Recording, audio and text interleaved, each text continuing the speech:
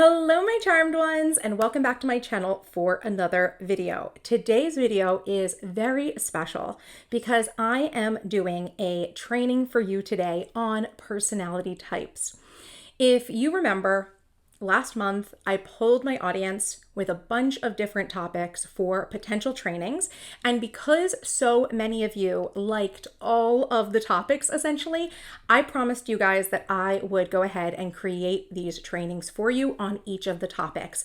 And one of the topics that was incredibly popular with you was personality types. So I've put together this training for you on unlocking the power of your personality type, right? So if you're excited about this class, go ahead and give it a thumbs up, leave me a comment down below and let me know if you were one of the people who voted for this topic, and let's go ahead and jump in. First, let's go ahead and talk about why I love the topic of personality types and personality tests so much. It's because I believe that knowledge is power and that self-knowledge is the ultimate power to help create the life of your dreams. When you truly understand how you operate, what motivates you, what drains you, and how you respond to pressure, deadlines, collaboration, and even a blank calendar, you can gain an incredible level of personal agency. And that is what this video is all about. Today, I'm walking you through 3 powerful personality typing systems that can help you unlock more productivity, deepen your self-awareness, and build better relationships with yourself and with others. Now, let's be clear, no personality test can define the entirety of who you are. You are a complex, evolving human being, but these tools are like mirrors, reflecting key patterns and tendencies that can help you make better choices, communicate more clearly, and structure your life in a way that actually works for you. Whether you're trying to stay focused on a goal, get more done in less time, or collaborate more effectively with a team or even your family, knowing your personality type gives you an edge. In this video, I'll introduce you to the Myers-Briggs Type Indicator, which is also known as MBTI, which looks at how you take in information, make decisions, and organize your world. I'll also introduce you to the Type ABCD system, which helps you to understand your stress response and how you show up under pressure. And finally, we'll walk through the 4 tendencies. This is a framework for understanding how you respond to expectations, both from others and from yourself. For each system, I'll walk you through a brief activity to help you determine your type, and then we'll explore the strengths and challenges of each one so you can use that insight to work smarter, not harder. Let's dive in. Test number 1 is the Myers-Briggs Type Indicator. So the Myers-Briggs Type Assessment is based on the psychological work of Carl Jung and was later developed into a formal assessment by Catherine Cook Briggs and her daughter Isabel Briggs Myers. So that's where Myers-Briggs comes from. The system helps you to understand how you naturally operate in 4 key areas: how you get your energy, how you take in information, how you make decisions, and how you organize your world. Now, knowing your MBTI type can help you create a work routine that suits your energy, identify your planning style, structured or flexible, communicate better with friends, coworkers, and clients, and stop trying to force productivity habits that don't align with who you are. So within Myers-Briggs, there are 16 personality types, okay? And you are essentially given a 4-letter personality type made from your preferences across 4 spectrums.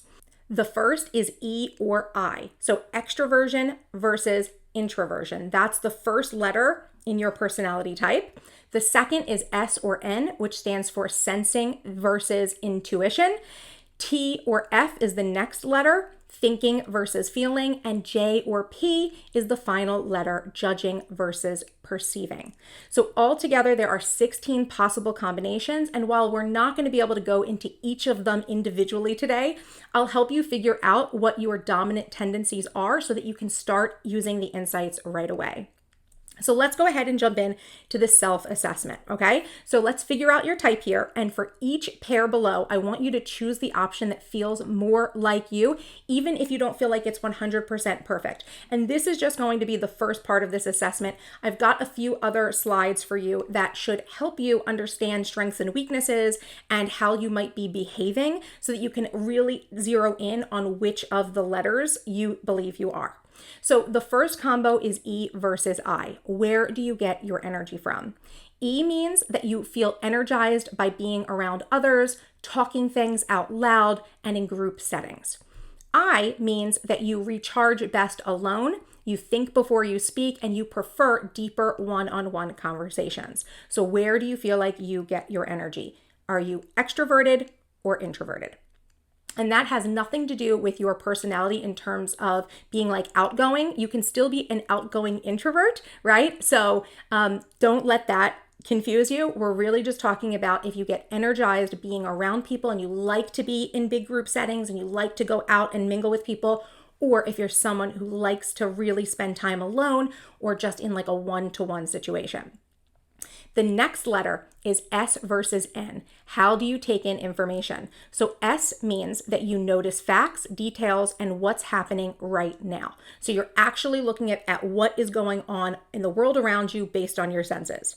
N means that you focus on patterns, meanings, and what things could be. So if you feel like you're someone who, like, if you're having a conversation with someone and they're saying one thing, but you feel like they're saying something else, right? And that's something that happens to you a lot, then you might actually be an N, not an S. But if you're someone who just takes in like the information that you're actually getting, right? And that's how, you think about situations, right? Then that would make you an S. Next letter is T versus F. How do you make decisions? So T means that you use logic, fairness, and objectivity to make a decision. And F means that you consider people's feelings and values when making a decision. So is it more important to you, right? If you were, let's say, mediating an argument, is it more important to you to find out what the facts of the matter were to then decide fairly based on the situation what the answer should be? Or are you someone who takes into account people's feelings and the way people are feeling? That is what ends up swaying your decision. Okay, so it's T or F, choose your letter. And J versus P, how do you prefer to live your life?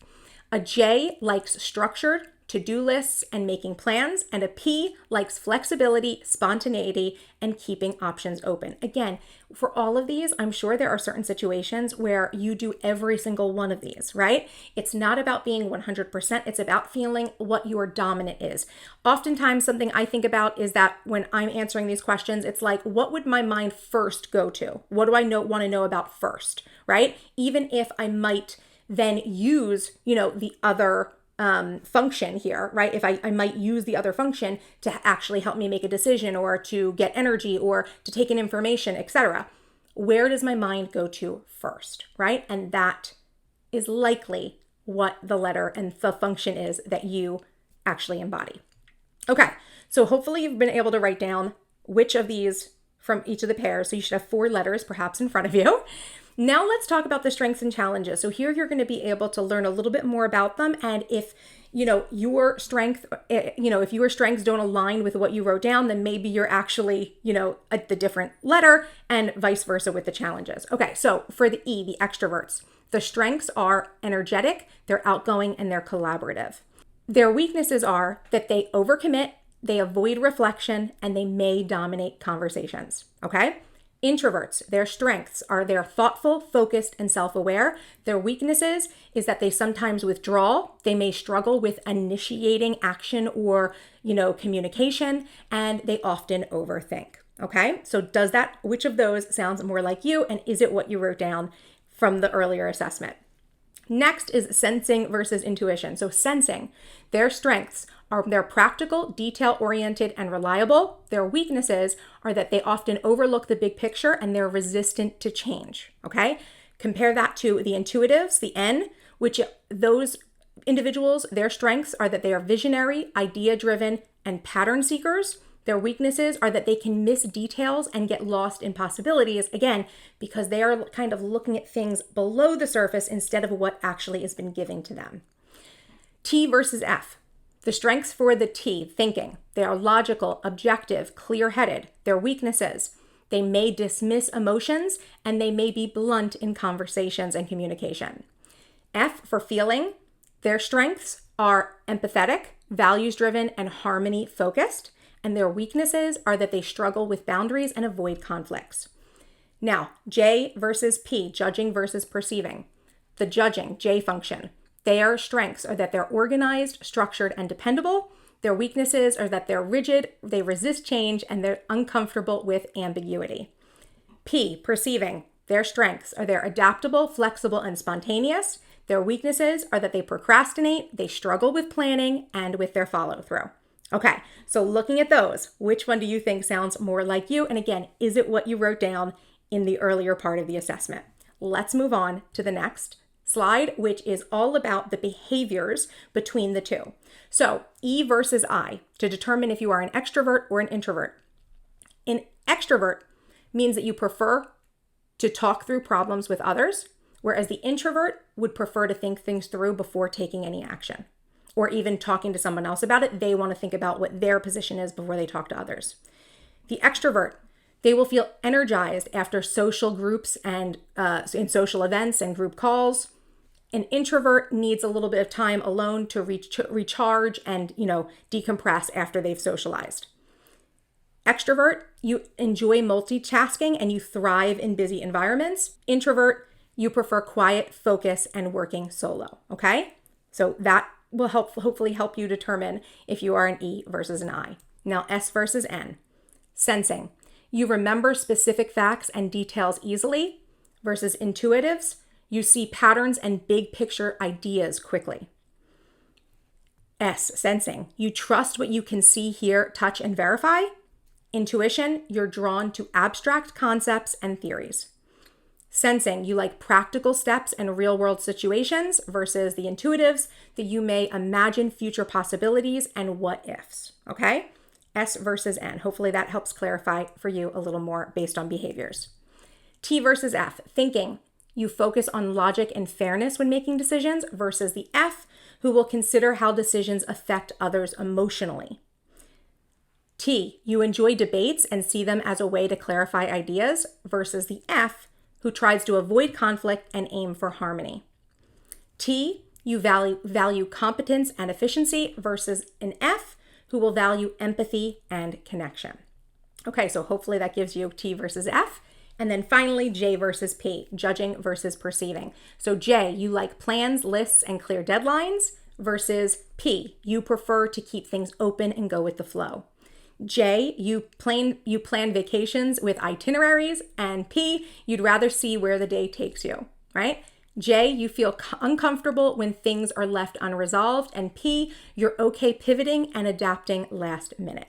Okay, so those were all of the matchups. Now, which type resonates with you? Go ahead and leave me your type down in the comments. And I will tell you guys that this has actually been like such a journey for me with the Myers-Briggs. I think I've told you guys this before in like other trainings I've done on Myers-Briggs that I had a hard time typing myself because I would always get one type when I would fill out, a survey online, and it just didn't feel right to me. And then I kind of like looked through the 16 personalities a little bit more, and then I determined that I thought I was a different personality. And actually, very recently, thanks to the help of ChatGPT and AI, I actually was able to figure out what I actually am after like really studying and digging into the cognitive functions. So the type that I always get typed as when I do a actual test is ENFJ. And that didn't actually feel completely right to me. So when I was digging into the 16 personalities, I thought, you know what? I think I'm actually an ENTJ, right? A T instead of an F in that third function. But then now after actually digging into all of the cognitive functions and actually using ChatGPT to actually help me like determine how it is that I react in certain situations, we've determined that I am actually an INTJ. Okay, so I'm an I, not an E, from what I thought I was before, right? So that is what my type is now. And I actually really think that this is really what I am. I think for a long time, again, because I am outgoing and because I can be very social, that I feel like I thought that I was an extrovert, but really I know that I'm an introvert. Because again, my first inclination is always to be introverted.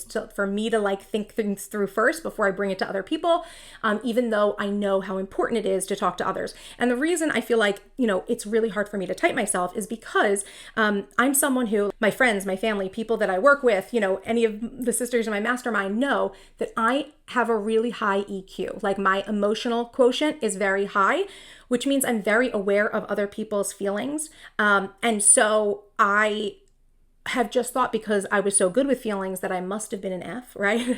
And because I can be social and be helpful and I can do well in big groups that I must have been an E, right? But actually I'm an INTJ. And actually that feels so on point for me. Okay. So that's my type.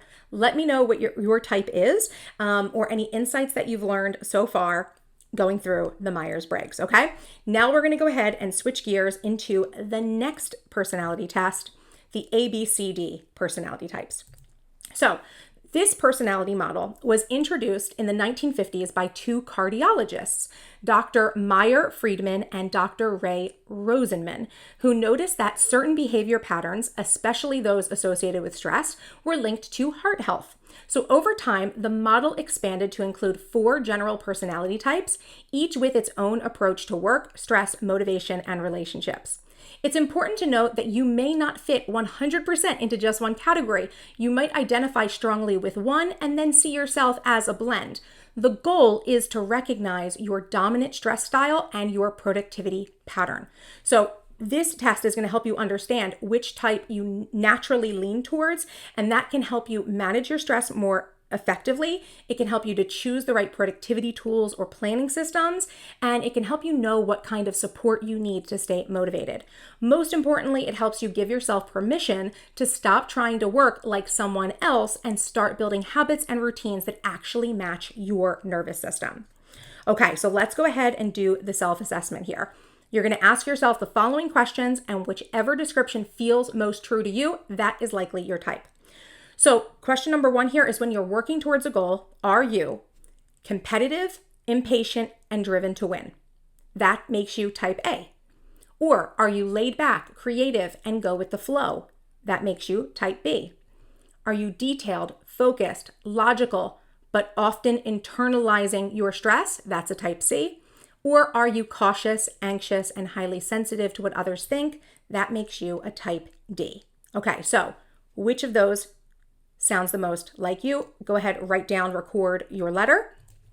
Question 2, under pressure, do you tend to become more aggressive or hyper-focused? That's type A.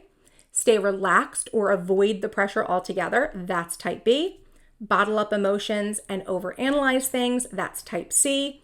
Feel overwhelmed and avoid conflict? That is type D. So what do you feel like you do under pressure? Question 3, in a group setting, do you usually take the lead and push for results? That's type A. Encourage everyone to relax and enjoy the process? That's type B. Support others quietly and help behind the scenes? That's type C. Or worry about being judged and misunderstood? That's type D. Okay, so in a group setting, how do you feel like you act? Now, what you're going to do is tally those 3 answers and see which type you feel like you leaned towards the most, okay? Again, this is not going to be 100%. It's just giving you an idea, right, of where your stress response is at, and how you interact with others.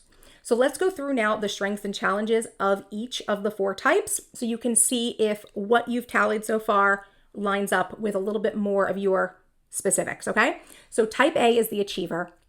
Their strengths are that they're driven, goal-oriented, focused, and they thrive under deadlines. Their challenges are that they're prone to stress and burnout. They can be impatient or controlling. The productivity tip for the type A achiever is to schedule breaks and downtime like their meetings, because you need recovery to perform at your best. Okay, if that sounds like you might be a type A.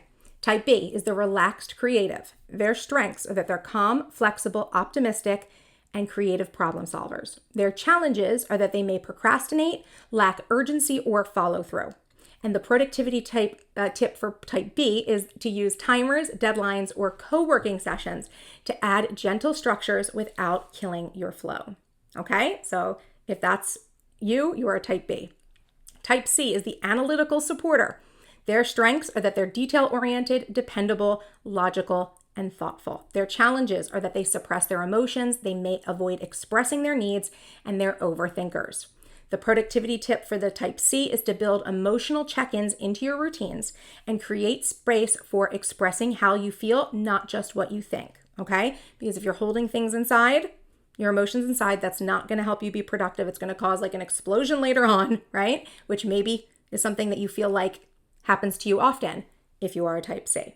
Okay, and type D is the sensitive realist. Their strengths are that they're loyal, empathetic, observant, and deeply caring. Their challenges are that they're often pessimistic, anxious, or they fear judgment. Their productivity tip is to reduce overwhelm by breaking tasks into tiny, low stress, low pressure steps and getting support through gentle accountability. Okay, so if you are a type D, that may sound like you. Now, let's talk about the common behaviors for the 4 types. So here, I'm going to give you guys 3 scenarios and how each of the types would react in each. So let's say you have a big deadline coming up. A type A will create a schedule and push themselves hard, maybe too hard, and make sure that they get finished early. A type B, they'll think, I'll get it done, no rush, and they may procrastinate until the last minute, but they still pull through. Type C, you'll break it down into detailed steps, but may get stuck perfecting one section. Type D, you worry about doing it wrong or being judged and may freeze up or overthink getting started. Okay, so which of those do you feel like is you in a situation where you have a big deadline coming up? Second scenario is a friend cancels plans last minute. Type A, you will feel irritated, your time is valuable, and this throws off your day. B, you shrug it off and go do something fun instead. C, you quietly accept it, but wonder if it means something deeper or if you upset them. And D, you feel rejected or anxious and may take it personally, replaying the situation in your mind. Okay, third scenario, you're leading a group project. Type A, you take charge, assign tasks, and drive the team towards the finish line. Type B, you encourage collaboration and keep things light and friendly. Type C, you volunteer to organize details and make sure everything is structured behind the scenes. And type D, you feel stressed about being responsible and may avoid taking the lead or voicing opinions. Okay, so which do you think is your behavior in each of those situations? Does it align with the strengths and weaknesses and what you tallied in the first part of the self-assessment? Okay, so now which type resonated the most with you? I definitely want to hear down in the comments. You know, for me, I definitely can see a blend in myself, especially since I moved from being a corporate like 9-to-5 girly to starting my own business. But generally, I think that I do default mostly to a type A, right? I've been a type A. When I worked a 9-to-5 job, I was a type A. I think I've loosened up a lot since working for myself over the last almost 11 years, right? Because I do think that these things can change depending on our environment. But I would still say that overall, I'm probably a type A with maybe like a little bit of B and C in there, I think. I don't know. I feel like sometimes I could go either way with B and C as well. So which type resonates with you? Let me know down in the comments. Our third and final test, personality test, is the 4 Tendencies by Gretchen Rubin. The 4 Tendencies framework is based on your answer to 2 simple questions. How do you respond to external expectations like deadlines, rules, requests? And how do you respond to internal expectations like your New Year's resolutions, your personal goals, and routines that you might want to create? Understanding your tendency can help you to set goals in a way that actually motivate you. It can help you create accountability systems that work for you, not against you. And they can help you stop wasting time with productivity hacks that aren't aligned with your natural style. But here's the real secret. You don't need to change who you are. You just need to work with how you're wired. And that's how you will use this test to bring yourself more success. Now, you can take the official quiz for the 4 Tendencies on Gretchen Rubin's website. I'll link it in the description, along with tests for each of these assessments or these personality type systems. But many people, I think, can identify themselves by reflecting on some simple examples, okay? Gretchen Rubin is a productivity author and blogger. She wrote the book, The Happiness Project, Better Than Before and the book, The Four Tendencies. And I think she may have even written more things that I just haven't read yet. But in the book, Better Than Before, that's where she introduces the four tendencies. And because that became so popular, she ended up writing a whole book about it. So you could also read either Better Than Before or the Four Tendencies book if you'd like. And I can leave those linked down below for you as well, if you'd like to get more insight on your specific tendency. But I think definitely we'll be able to help you narrow down what your tendency is today. Okay, so these are the four tendencies: upholder, questioner, obliger, and rebel. And remember, there's really two questions here. How do you handle external expectations and how do you handle internal expectations? So if you are someone who, for external expectations, right, meetings, deadlines, things where people are telling you that you need to do something, right? If you meet those expectations, right, then you may be an upholder or an obliger, okay? If you question external expectations, so like let's say somebody at work tells you to do something and you go, well, why do I have to do this? Tell me more. What is the purpose of this, right? That would make you a questioner, right? And so you may actually question why you're doing it. And as long as the answer is something that you agree with and you can see that there's value that's going to come from your work, that's what a questioner will do. They will do it as long as it meets their personal ideas of like adding value, but they always question why first if they're not sure.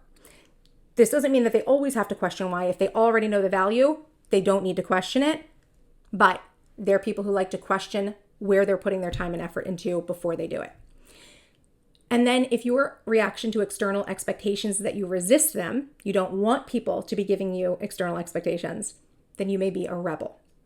Okay, so let's go to internal expectations. If you're someone who internally, right, things that you set for yourself, your personal goals, your New Year's resolutions, you're going to start a new routine or add a new habit. If you uphold them, you meet them, right? You may be an upholder, and you also may be a questioner. Again, you will uphold them if they are justified. Like if you know that changing a certain habit is going to be useful for you, you will do it if you are a questioner. Now, if you're someone who struggles to meet internal expectations, right, that means you might be an obliger, okay? And if you're someone who resists internal expectations, just like external expectations, you may be a rebel. So let's go ahead and walk through a little self-discovery activity here. So you're going to ask yourself the following questions, and whichever description feels the most true to you, that might be your type.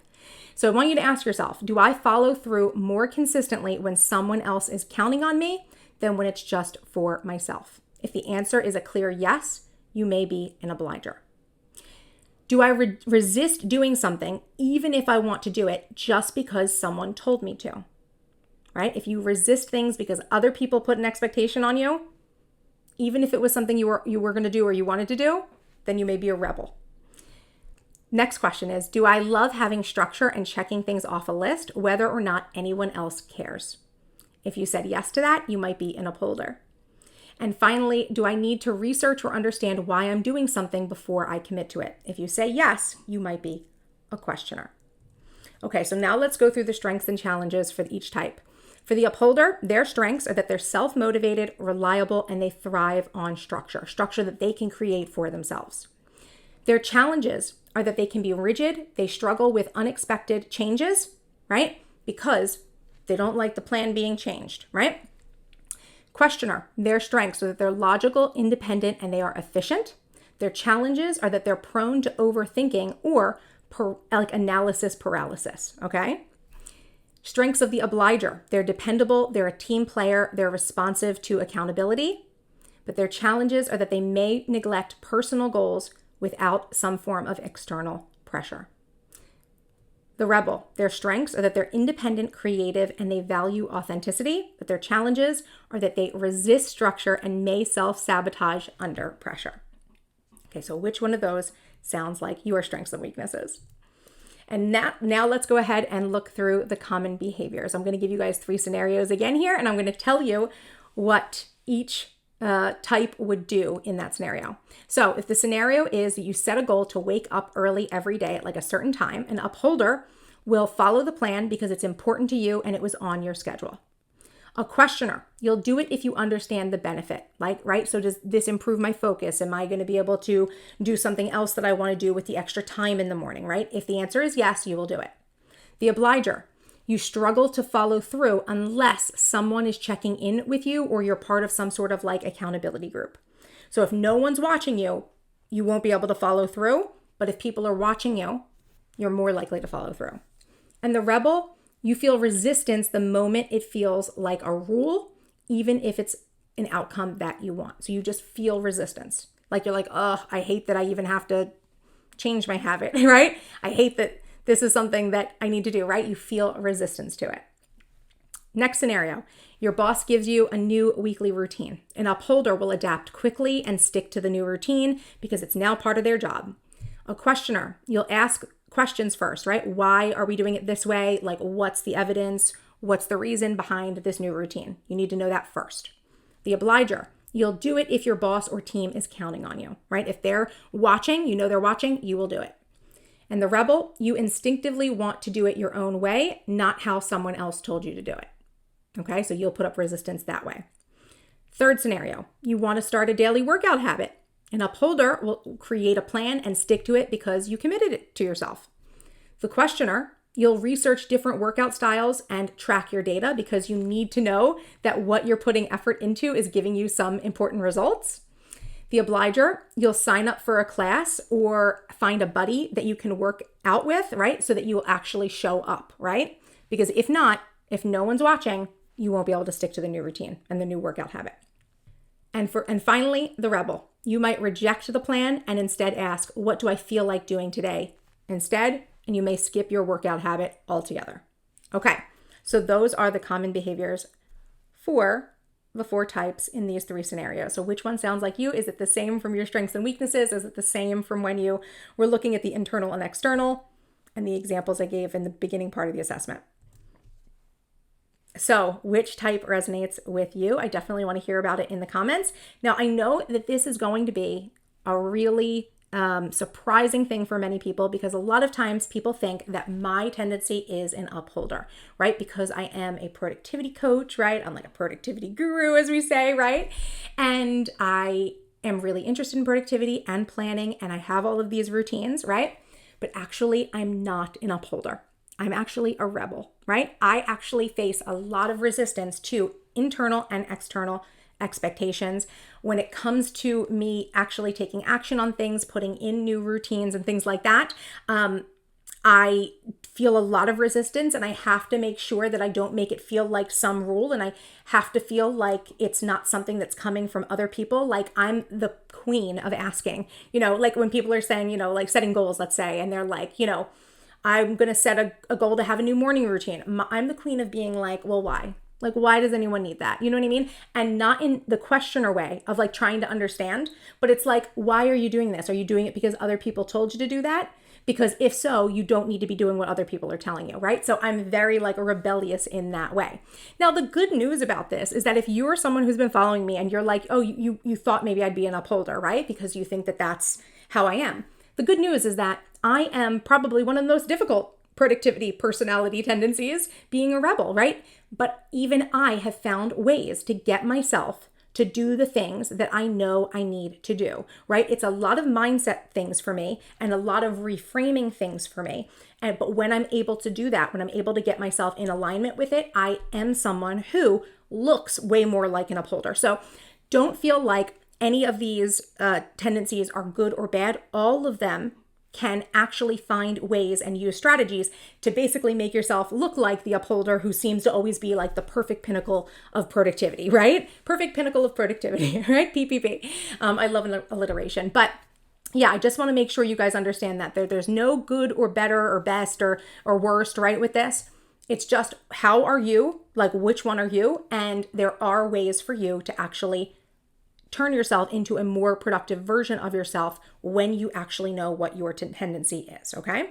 So I would love to hear what your type was and what resonated with you. So now you know your Myers-Briggs type, You've probably spotted yourself as one of the ABCD categories, and you've hopefully had a light bulb moment about your tendency and why you follow through on some things and not others. So here's the thing, none of these types define you. They simply reveal you. They give you a language for patterns that may have been running in your life behind the scenes, and now you have the power to do something with that insight.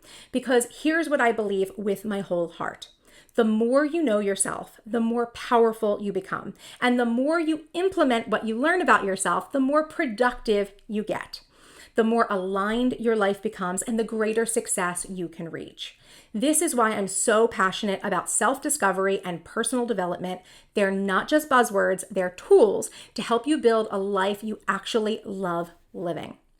And if you want a space to do this kind of work consistently with structure and support and like-minded women on the same path, I'd love to invite you to join the Charmed Life Mastermind. Inside the mastermind, we go deep on exactly this kind of work: planning, productivity, personal growth, with monthly classes, coaching calls, planning sessions, and a massive on-demand library, plus me in your back pocket to help you actually implement what you learn. So if you loved this video and you're ready to go further in creating a life that truly reflects who you are and what you're here to do, you belong in the mastermind. You can find the link in the description, and if you're not quite ready to join yet, don't worry, make sure you've subscribed to the channel so you don't miss the next video. Your productivity starts with your personality, but your transformation starts when you take action. Thanks for watching, and I'll see you inside the mastermind. Bye-bye.